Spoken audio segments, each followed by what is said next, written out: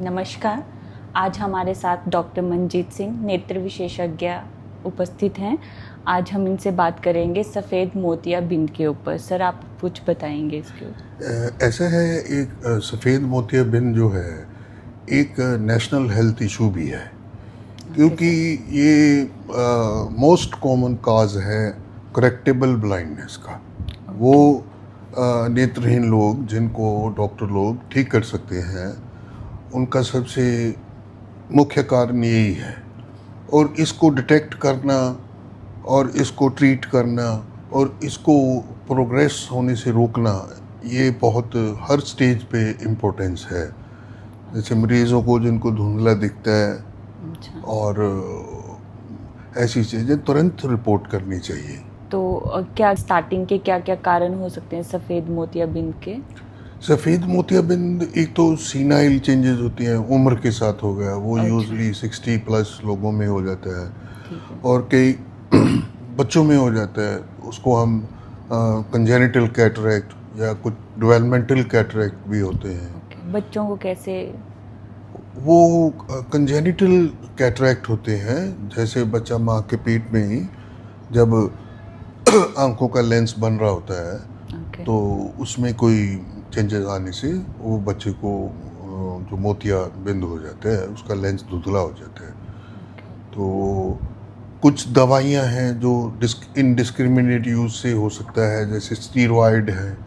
Steroid over the counter हम सारे ले लेते हैं और डालते रहते हैं, वो एक मुख्य कारण है। स्टीरॉयड खाना और स्किन डिजीज़ के लिए ये मुख्य कारण है, इनको हम रोक सकते हैं। अगर हमें सफ़ेद मोतियाबिंद के लक्षण लग रहे हैं तो हमें क्या करना चाहिए? इसका और सर्जरी ही एक उपाय है या मेडिसिन से भी ये ठीक हो सकता है? बिल्कुल, आपने सही कहा कि इसका जो ठोस उपाय है वो तो सर्जरी है।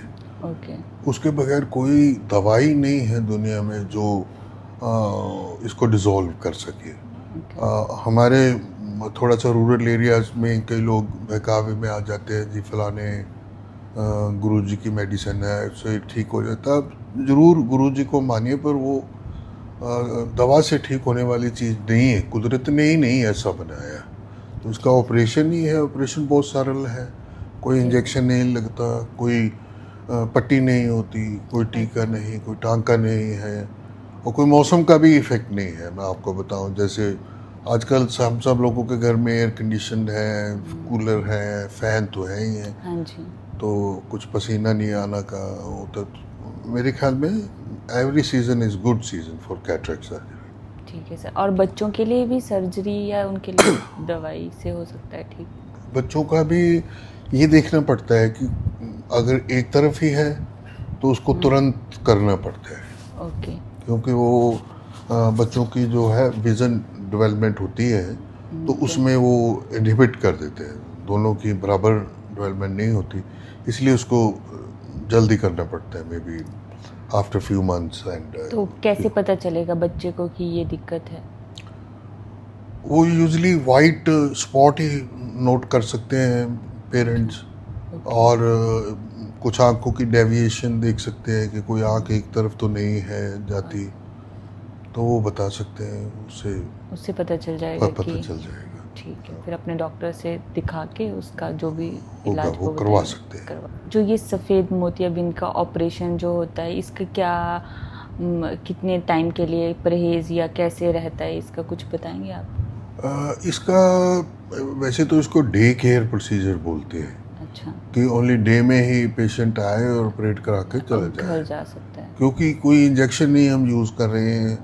तो उसमें ज़्यादा प्रिकॉशन तो यही होती है कि हमने आँखों को गंदे हाथ नहीं लगाने हैं। ठीक है। और आँख को दबाना नहीं है। ठीक। और सीधा पानी स्प्लैश नहीं करना या गंद वगैरह नहीं लगने देना, क्योंकि उससे इन्फेक्शन के चांसेस हो जाते हैं। और इसमें पेशेंट चल फिर सकता है, कोई अपने डे केयर अपना केयर कर सकता है, तो उसमें कुछ प्रॉब्लम बस उसे डस्ट और से उससे दूर रहना है कि ताकि उसकी आंखों में किसी तरह की कोई एलर्जी ना हो, इन्फेक्शन ना हो जिससे कि उसकी आंखों में और प्रॉब्लम बढ़े।